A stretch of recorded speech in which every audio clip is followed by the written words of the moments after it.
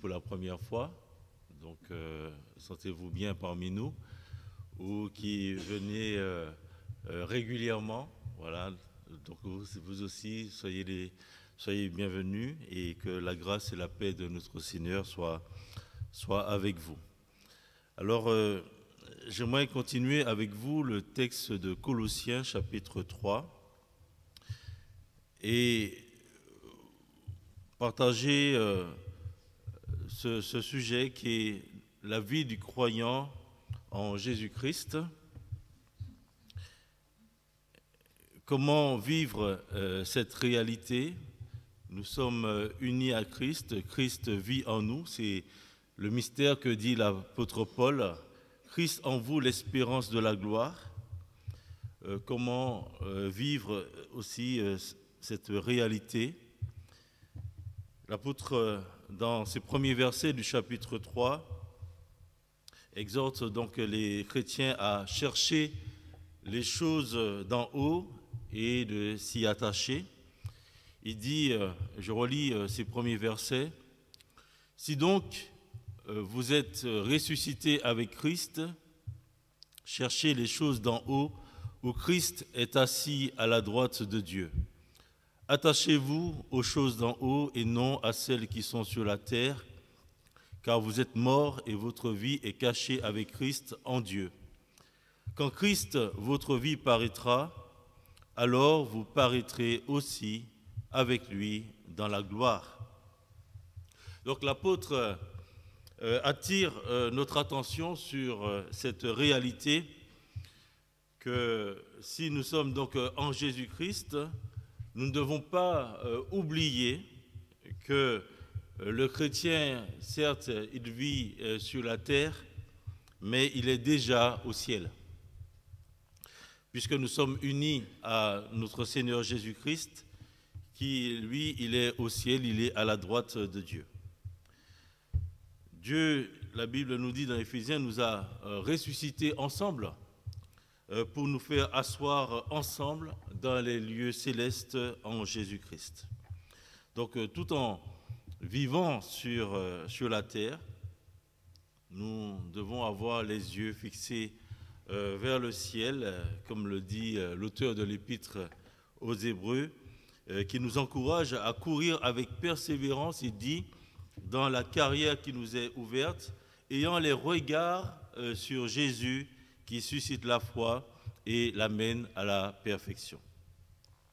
Alors, chercher les choses d'en haut, c'est vouloir connaître ce que l'apôtre Paul dit qui est un mystère, Christ, savoir Christ, mystère dans lequel il dit sont cachés tous les trésors de la sagesse et de la connaissance, et ça il le dit au verset 3 du chapitre 2. Cherchez les choses d'en haut, attachez-vous aux choses d'en haut, c'est mettez tous vos efforts pour chercher à mieux connaître Christ. Attachez-vous à Christ et non aux choses qui sont sur la terre. Mettez-y tout votre cœur, toute votre pensée.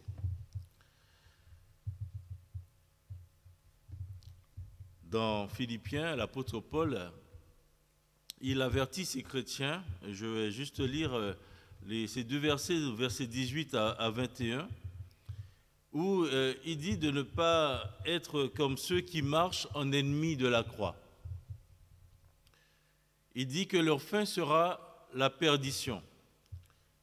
Il dit dans ce texte qu'ils ont pour Dieu leur ventre, ils mettent leur gloire dans ce qui fait leur honte, et il ajoute, ils ne pensent qu'aux choses de la terre. Ils ne pensent qu'aux choses de la terre, et c'est ce que dit l'apôtre Paul aux Philippiens. Alors, ne soyons pas comme ces gens-là, qui ne pensent qu'aux choses de la terre, mais il ajoute, il dit que nous sommes citoyens des cieux, d'où nous attendons aussi comme sauveur le Seigneur Jésus-Christ, qui transformera le corps de notre humiliation en le rendant semblable au corps de sa gloire, par le pouvoir qu'il a de s'assujettir toutes choses. Et ça, nous le lisons dans Philippiens chapitre 3, versets 18 à 21. Alors, par quoi sommes-nous attirés, frères et sœurs? Quel est l'objet de nos pensées? Qu'est-ce qui occupe le plus notre esprit? Dans un commentaire, il est dit que la vie du baptisé suppose que le chrétien recherche le ciel et que la perspective du ciel guide sa pensée. Il a les pieds sur terre, mais la tête dans les étoiles. Il vit sur terre comme un citoyen du ciel. La réalité pour nous. Donc cette recherche des choses d'en haut doit être une priorité pour nous, parce que c'est le Seigneur Jésus qui le dit, lorsqu'il dit « Cherchez premièrement le royaume et la justice de Dieu, et toutes ces choses vous seront données par-dessus ». Donc le Seigneur dit que ça doit être une priorité, chercher les choses d'en haut. Et il dit à ses disciples de ne pas s'inquiéter des choses de la terre, quand il dit ne pas s'inquiéter pour la nourriture, pour les vêtements. Il dit toutes ces choses, ce sont les païens qui les recherchent. Il dit votre Père céleste sait que vous en avez besoin, et il rajoute ne vous inquiétez donc pas du lendemain, car le lendemain aura soin de lui-même. À chaque jour suffit sa peine. Chercher les choses d'en haut, c'est chercher la gloire de Christ dans tout ce que nous faisons. C'est nous occuper des choses de Dieu. C'est faire comme il est dit dans Colossiens, c'est faire tout comme pour le Seigneur. Même lorsqu'on passe le balai, on vient nettoyer l'église, ça doit occuper notre pensée. Je le fais pour le Seigneur, donc je pense aux choses d'en haut. Et donc l'apôtre Paul, il dit, tout ce que vous faites, faites-le de bon cœur, comme pour le Seigneur et non pour les hommes. Si c'est ce qui anime nos pensées, c'est ce qui motive nos actions, nous cherchons les choses d'en haut. Et donc, la fois dernière, nous avons vu qu'il fallait chercher les choses d'en haut, nous attacher aux choses d'en haut, parce que justement c'est là que Jésus-Christ est. Nous sommes morts et notre vie est en Christ. Donc au moment de notre conversion, nous sommes identifiés à Christ dans sa mort, dans son ensevelissement, mais aussi dans sa résurrection. Donc parce que nous sommes unis à lui, que Dieu nous a aussi bénis de toute bénédiction spirituelle dans les lieux célestes en Jésus-Christ. Et il dit, mais c'est Christ qui est notre vie. Quand Christ, votre vie, paraîtra, vous paraîtrez aussi avec lui dans la gloire. Alors comment pouvons-nous chercher les choses d'en haut? Comment appliquer à notre vie, dans notre vie, cette réalité? L'apôtre Paul dit, j'ai été crucifié avec Christ, et si je vis, ce n'est plus moi qui vis, c'est Christ qui vit en moi.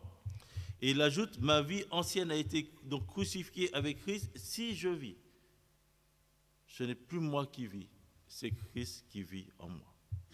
Alors, comment vivre avec cette pensée? Dans les versets 5 à 17 que j'aimerais voir avec vous ce matin, nous allons voir qu'il est possible de chercher les choses d'en haut en rejetant les choses de notre vie qui déshonorent Christ, en cherchant les qualités qui sont en Jésus, mais aussi en prenant part à l'œuvre de Christ. Et donc, j'aimerais lire avec vous ce texte de Colossiens chapitre 3, à partir du verset 5.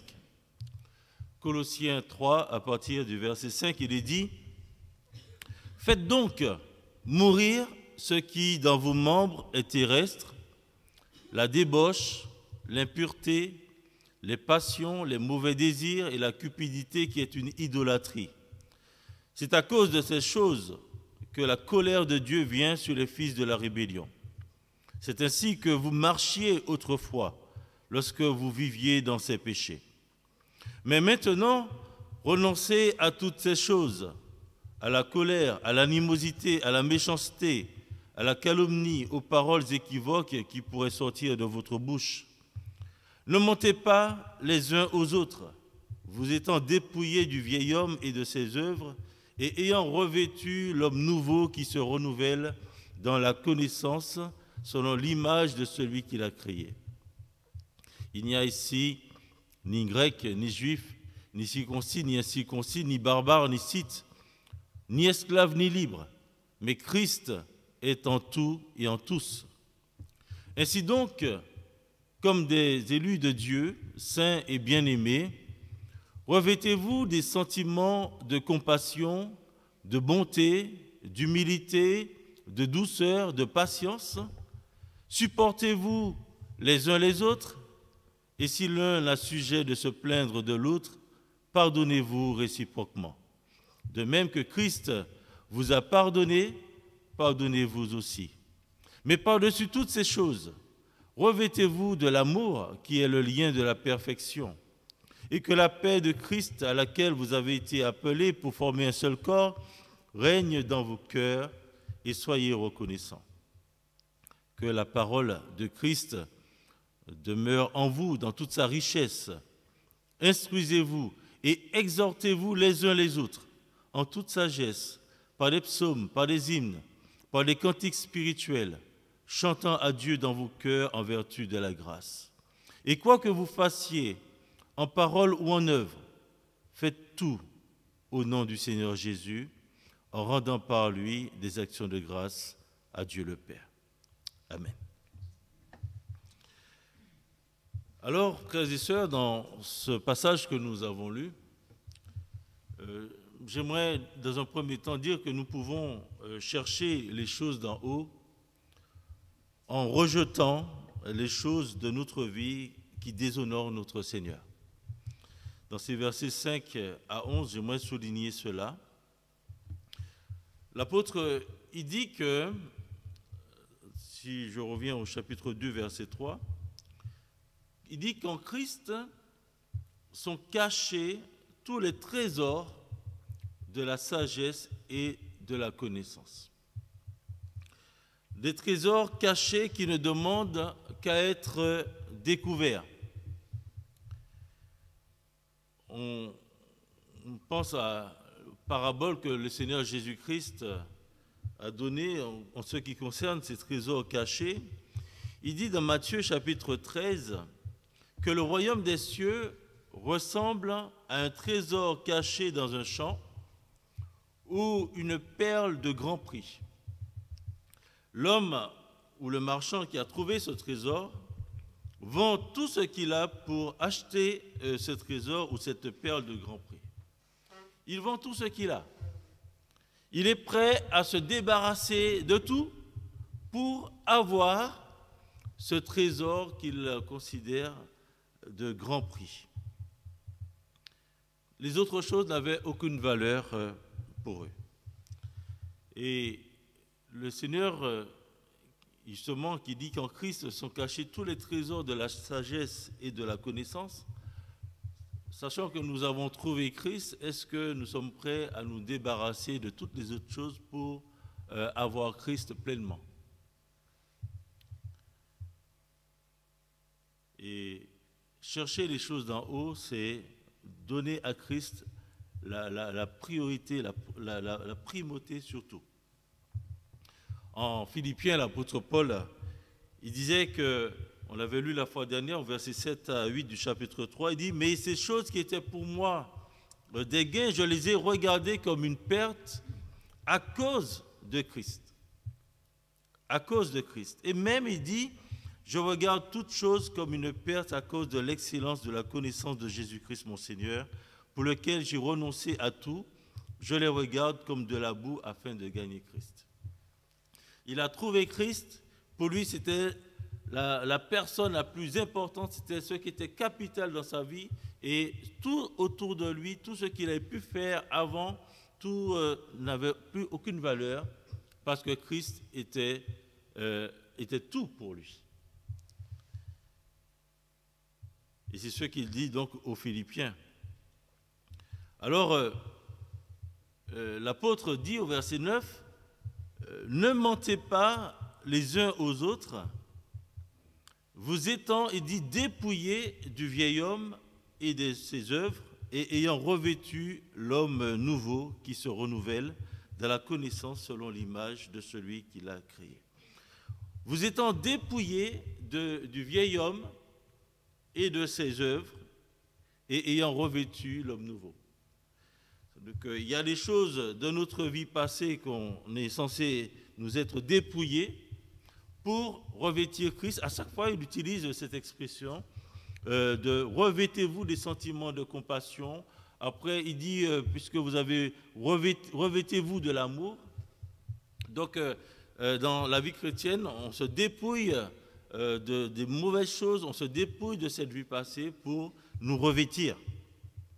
Alors, d'où cette question, c'est est-ce que nous sommes complètement débarrassés des choses de notre vie passée ou des choses dont nous savons qui ne glorifient pas le Seigneur?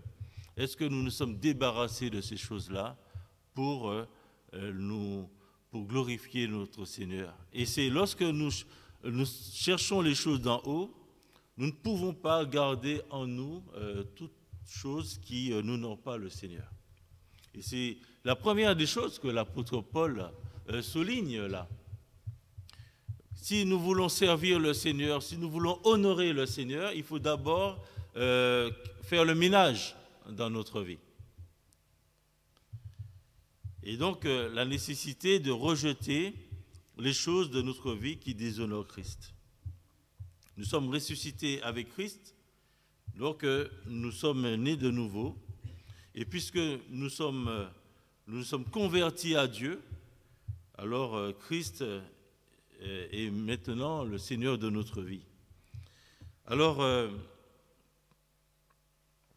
la chose que l'apôtre Paul dit là, il dit de rejeter déjà nos mauvais désirs, dans les versets 5 à 8. Rejeter nos mauvais désirs. Il dit ce qui est terrestre, la débauche, l'impureté, les passions, les mauvais désirs, la cupidité qui est une idolâtrie. Et là, il touche à notre intimité. Il nous dit tout ce que vous avez pu faire ou que peut-être que vous faites encore. Il faut renoncer à tout cela. Renoncer à ces mauvais désirs charnels qui déshonorent notre Seigneur. Ce sont donc non seulement une vie de débauche, par exemple en vivant sans être marié, en vivant avec une personne sans être marié, c'est aussi toute chose que nous pouvons regarder et qui nous souille intérieurement. On est complètement envahi par cette vie de débauche. Et en tant que chrétien, on doit faire attention parce que si Christ vit en nous, nous exposons notre Seigneur à cette vie de débauche. Peut-il être exposé à cela? Il dit de rejeter ces mauvais désirs qu'est la cupidité, le désir de toujours posséder plus. On n'est pas satisfait de ce qu'on a, vivre de le contentement, ça ne nous satisfait pas, mais on veut toujours plus. Rejeter ces mauvais désirs, parce qu'il dit que c'est de l'idolâtrie.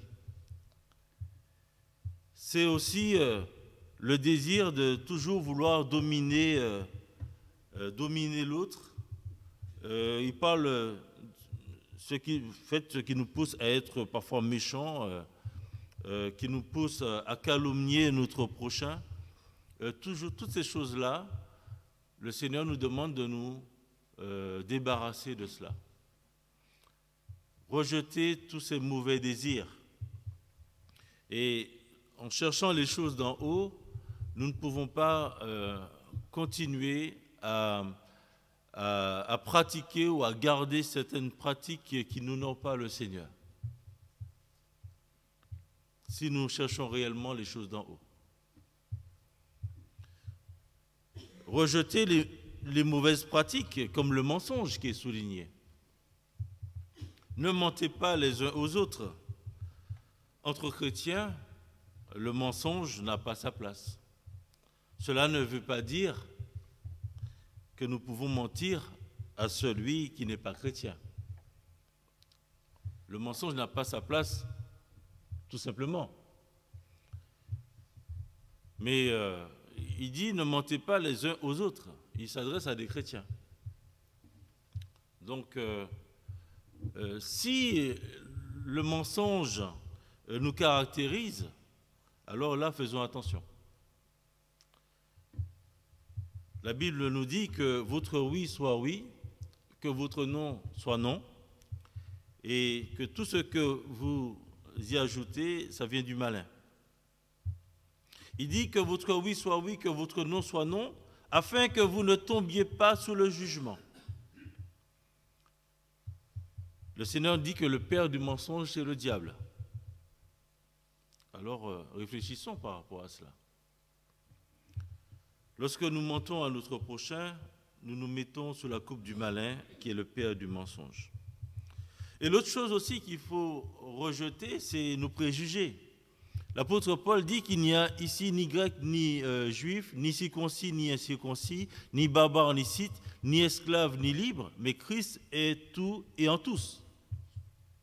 Là encore, le Seigneur dit je vous ai tous sauvés, quelle que soit votre culture, quelle que soit d'où vous venez, vous faites maintenant partie du peuple de Dieu. Vous êtes mon peuple et il n'y a plus de différence. Donc il ne doit pas y avoir de préjugés et de séparation, de division les uns avec les autres. Et là, je dirais concrètement, c'est des choses qui vont montrer que nous cherchons vraiment les choses d'en haut. Nous voulons la gloire de Dieu dans notre vie. Cherchons les choses d'en haut en cherchant aussi les qualités qui sont en Jésus. Le verset 12, il dit « Comme des élus de Dieu, saints et bien-aimés, revêtez-vous de sentiments de compassion, de bonté, d'humilité, de douceur, de patience. Supportez-vous les uns les autres, et si l'un a sujet de se plaindre de l'autre, pardonnez-vous réciproquement, de même que Christ vous a pardonné, pardonnez-vous aussi. » Et là, ce passage me fait penser que nous avons tous, chacun pour notre part, non seulement la responsabilité d'avoir une vie personnelle pure en nous débarrassant de tout ce qui, dans notre vie, déshonore Christ, mais nous avons également les responsabilités les uns vis-à-vis des autres. Et cette responsabilité consiste à vivre et à maintenir la paix entre nous, puisque c'est à cela que nous avons été appelés. Il est dit au verset 15, pour former un seul corps, qu'est l'Église. Et pour qu'il y ait la paix entre nous, il faut qu'il y ait au préalable, il faut que chacun ait trouvé la paix de Christ et que la paix de Christ règne dans nos cœurs. Et si la personne n'a pas trouvé la paix avec Christ, ce serait compliqué d'avoir la paix avec les autres. Donc, et le Seigneur Jésus, dans Jean chapitre 14, verset 27, il dit qu'il nous donne sa paix et qu'il ne nous donne pas comme le monde donne. il est celui qui donne la paix. Et nous pouvons trouver, vous pouvez trouver la paix de Dieu, la paix que Christ donne. Et lorsqu'on reçoit Christ dans sa vie, dans nos cœurs, il enlève toute inquiétude, toute peur, puisqu'il nous dit que votre cœur ne se trouble point, croyez en Dieu, croyez en moi, que votre cœur ne se trouble point et ne s'alarme point. Et donc, l'important, c'est de maintenir, il est dit dans Éphésiens 4, verset 3, l'unité par le lien de la paix. C'est vraiment une chose qui est très importante, et même le Seigneur Jésus, il a prié pour ça, pour l'unité de l'Église, et pour cela, nous tous, nous devons remercier le Seigneur parce que nous avons trouvé la paix dans nos cœurs, donc nous pouvons vivre en paix les uns avec les autres. Et pour pouvoir en vivre dans la paix les uns avec les autres, nous ne pouvons pas le faire, c'est vrai, chacun de son côté, il faut le faire dans le cadre de l'Église, avec les uns et les autres. Maintenir notre unité par le lien de la paix, là, on voit que notre responsabilité consiste, pour pouvoir le faire, à rechercher les qualités qui sont en Jésus. Et ces qualités, là, l'apôtre Paul donne quelques exemples, mais dans Galates, il appelle ça le fruit de l'esprit. L'amour, la joie, la paix, la patience, la bonté, la bienveillance, la foi, etc. Ce sont les qualités qui sont en Jésus-Christ que le Seigneur veut voir aussi en nous. Et lorsque nous recherchons ces qualités, nous cherchons les choses en haut. Et ça nous permet de vivre dans la paix les uns aussi avec les autres. Alors comment savoir si ces qualités sont en nous? Comment savoir si j'ai l'amour, j'ai la paix, j'ai la joie, j'ai la patience, la bonté, etc. Donc là, je vais noter que l'apôtre Paul nous propose un test pour savoir si ces qualités qui étaient en Jésus sont en nous. Alors, quel est le test? Le verset 13. Alors, il dit, supportez-vous les uns les autres. Il dit, pardonnez-vous réciproquement.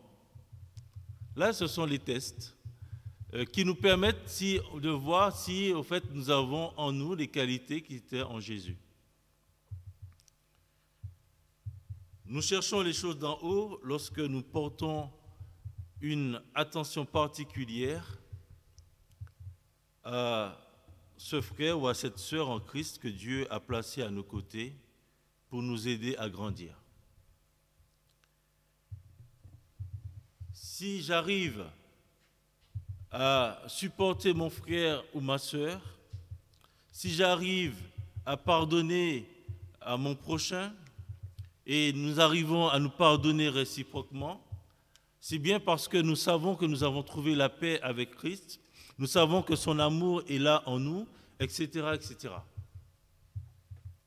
Mais si j'ai du mal à supporter mon frère, à supporter ma sœur, si j'ai du mal ou je refuse de pardonner à mon prochain, là, ces qualités ne sont pas en nous.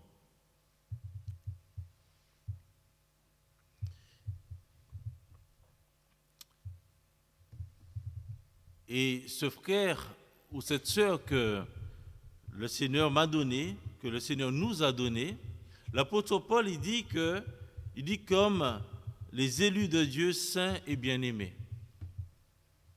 C'est quelqu'un que Dieu a choisi comme moi avant la fondation du monde et que Dieu a mis à mes côtés pour m'aider à grandir. Dans 2 Timothée, l'apôtre Paul, il dit à Timothée, « Fuis les passions de la jeunesse et recherche, il dit, la justice, la foi, l'amour, la paix avec ceux qui invoquent le Seigneur d'un cœur pur. » Alors, fuis les passions de la jeunesse, donc au fait, Ce sont toutes les choses justement qu'il faut rejeter, qu'on a vues dans un premier point. Ces choses qui déshonorent le Seigneur. Fuis ces choses-là. Recherche la justice. Recherche les qualités qui sont en Jésus. Parce que la justice, la foi, l'amour, c'est les fruits de l'esprit. Recherche-la. Mais il ne lui dit pas de les rechercher tout seul. Il ne lui dit pas reste chez toi et vis ta vie chrétienne tout seul. Et tu vas avoir ces qualités qui sont en Jésus-Christ. Il leur dit, mais de les rechercher avec ceux qui invoquent le Seigneur d'un cœur pur.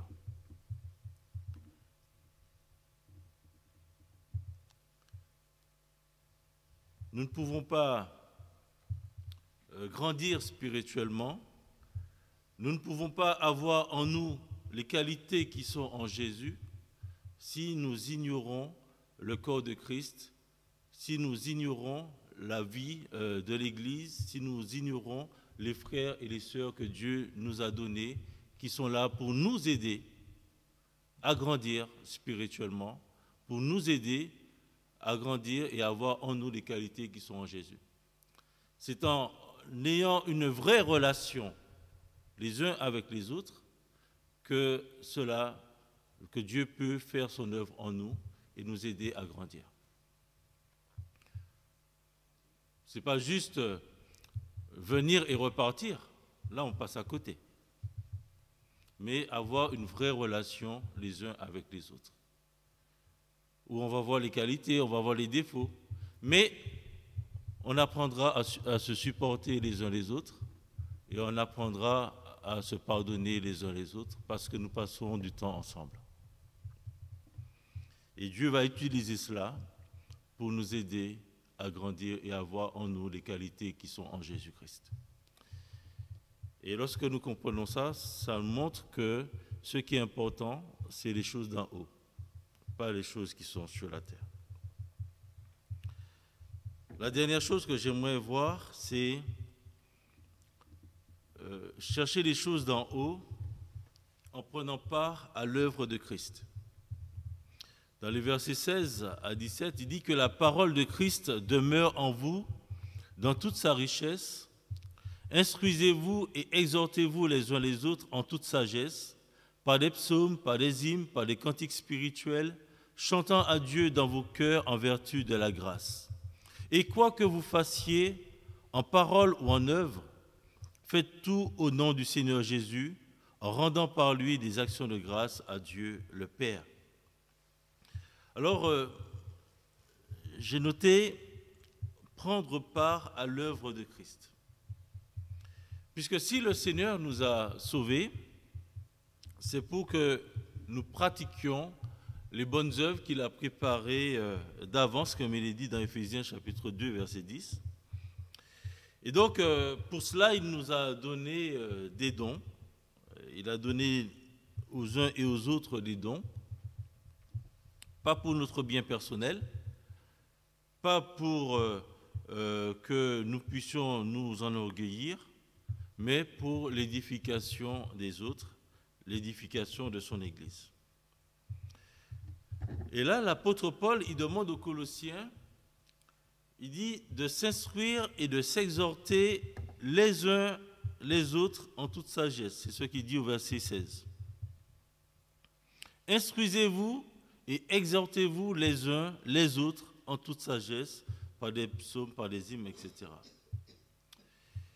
Donc il ne dit pas que c'est à une petite catégorie de personnes qui a reçu la charge d'instruire et qui a reçu cette charge d'exhorter la grande majorité. Il dit au fait que c'est les uns et les autres, nous devons nous instruire réciproquement, nous devons nous exhorter les uns les autres. Là encore, ce qui nous rappelle que c'est la responsabilité de chacun à participer à l'édification de l'Église. Ce n'est pas juste le pasteur ou les anciens. Ce n'est pas juste les frères du conseil. Instruisez-vous, exhortez-vous les uns les autres, c'est l'affaire de tous. Et chacun peut être un encouragement pour son prochain. Et lorsque nous nous retrouvons, chacun, ne serait-ce que pendant le temps de prière, par une lecture, le Seigneur va utiliser cette lecture pour encourager une autre personne qui est là, par la lecture ou bien par un cantique. C'est ce qu'il est dit. Par des psaumes, par des hymnes, par des cantiques spirituels, chantant à Dieu dans vos cœurs en vertu de la grâce. Donc lorsque nous faisons cela, nous participons aussi à l'édification, à l'encouragement que Dieu veut apporter à son enfant qui est peut-être dans la solitude, dans la peine, mais entendre la voix, entendre un verset qu'une personne va citer, le Seigneur va l'utiliser pour faire du bien à l'autre. Et donc celui ou celle qui cherche les choses d'en haut cherche à participer à l'édification de ses frères et sœurs. Et donc, il ou elle doit mettre ses dons au service des autres pour leur édification. L'apôtre Pierre, c'est ce qu'il dit dans 1 Pierre chapitre 4, versets 10 à 11. Il dit, comme de bons dispensateurs des diverses grâces de Dieu, que chacun de vous mette au service des autres le don qu'il a reçu. Si quelqu'un parle, que ce soit comme annonçant les oracles de Dieu, si quelqu'un remplit un ministère, qu'il le remplit selon la force que Dieu communique, afin qu'en toute chose, Dieu soit glorifié par Jésus-Christ, à qui appartiennent la gloire et la puissance au siècle des siècles. Amen. Que chacun de vous mette au service des autres le don qu'il a reçu. Ce n'est pas juste les 2 ou 3, c'est chacun de vous. Et donc là, je vais dire certaines choses. Si on est membre d'une église, cela signifie que l'on est membre d'un corps, le corps de Christ. Et dans le corps de Christ, chaque membre a son utilité. Mais tous n'ont pas la même fonction dans le corps. Et ça, on le sait dans Corinthiens chapitre 12. Un membre dans un corps qui ne sert à rien n'a pas d'utilité à rester dans le corps. C'est vrai. Si j'ai une main et que la main ne sert à rien, on le coupe.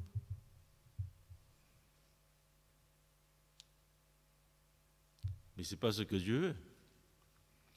Dieu nous a tous placés dans le corps et chacun a une utilité. Et lorsqu'on cherche les choses d'en haut, on cherche à être utile dans le corps.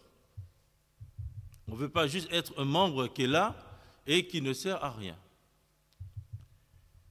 Et chercher les choses d'en haut, c'est, Seigneur, quelle est mon utilité? Quelle est ma place? À quoi puis-je te servir?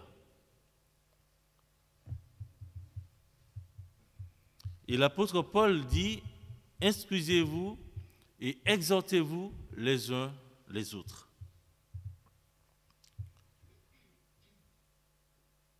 Donc si ce membre cherche les choses d'en haut et non celles qui sont sur la terre, ce membre se posera donc la question de savoir quel est son don afin d'être utile au corps.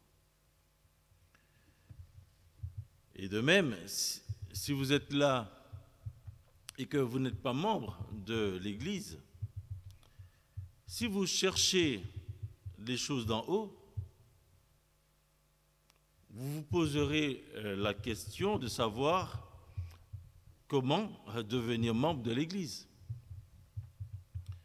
Et on vous dira que, voilà, pour être membre, il faut croire en Seigneur Jésus-Christ, il faut être baptisé, il faut avoir une vie qui honore le Seigneur, et puis, voilà, tout simplement. Et parfois, si on ne veut pas être membre de l'Église, cela peut vouloir traduire qu'on ne veut pas être membre du corps, et donc on ne veut pas mettre au service des autres le don que Dieu nous a donné.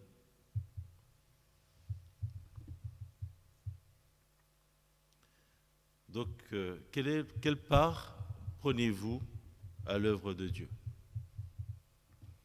Est-ce que vous obéissez à ce commandement? Instruisez-vous et exhortez-vous les uns les autres en toute sagesse. Celui qui cherche les choses d'en haut aime aussi louer Dieu. Il aime adorer son Seigneur. Il aime rendre grâce à Dieu. Et il le fait par les psaumes, par les hymnes, par les cantiques spirituels. Donc, et chaque dimanche, nous avons cette occasion où nous donnons la possibilité aux uns et aux autres de pouvoir le faire. Et comme je l'ai dit, Dieu va utiliser ça aussi pour exhorter, pour instruire les uns et les autres. Celui qui cherche les choses d'en haut aime servir Dieu. Il aime servir Dieu en servant son prochain par la parole ou par les œuvres qu'il accomplit au nom du Seigneur Jésus-Christ. Le verset 17, « Et quoi que vous fassiez, en parole ou en œuvre, faites tout au nom du Seigneur Jésus. » Quoi que vous fassiez, quelle que soit la tâche, on le fait parce qu'on aime le Seigneur. Et on le fait au nom du Seigneur Jésus. Dans Romains, l'apôtre Paul, chapitre 12, dit « Puisque nous avons des dons différents, selon la grâce qui nous a été accordée, que celui qui a le don de prophétie l'exerce en proportion de la foi, que celui qui est appelé au ministère s'attache à son ministère, que celui qui enseigne s'attache à son enseignement, et celui qui exhorte à l'exhortation, que celui qui donne le fasse avec libéralité, que celui qui préside le fasse avec zèle, que celui qui. Les uns les autres. Donc, cherchez les choses d'en haut, attachez-vous aux choses d'en haut et non à celles qui sont sur la terre. Donc nous pouvons le faire en rejetant les choses de notre vie qui déshonorent notre Seigneur. À chacun de voir ce qu'il fait. Dieu est là avec nous et nous avons tous à lutter contre ces choses qui déshonorent le Seigneur dans nos vies. Cherchez les qualités qui sont en Jésus-Christ. Et cela, nous pouvons grandir, progresser pour avoir ces qualités en vivant dans l'Église, en nous supportant les uns les autres, en apprenant à nous pardonner les uns les autres, mais aussi en prenant part à l'œuvre de Christ, en mettant au service des autres les dons que Dieu nous a donnés, en témoignant notre reconnaissance à Dieu, en lui offrant un culte d'adoration qui lui soit digne, en accomplissant toute bonne œuvre que Dieu nous permet de faire en son nom. Les uns et les autres, étant membres du corps, frères et sœurs, nous avons tous et tous un rôle à jouer dans l'édification de l'Église. Et je peux le dire, parfois on attend trop que ça vienne, parfois du pasteur, voilà, ou des anciens. Je pense qu'il faut vraiment comprendre que l'œuvre de Dieu, c'est l'œuvre de tous. Et c'est à chacun de prendre part à cette œuvre. Que le Seigneur nous aide dans cela. Nous attendons le retour de notre Seigneur. Il dit que son épouse s'est préparée. Donc continuons à nous préparer et préparons-nous bien pour cela.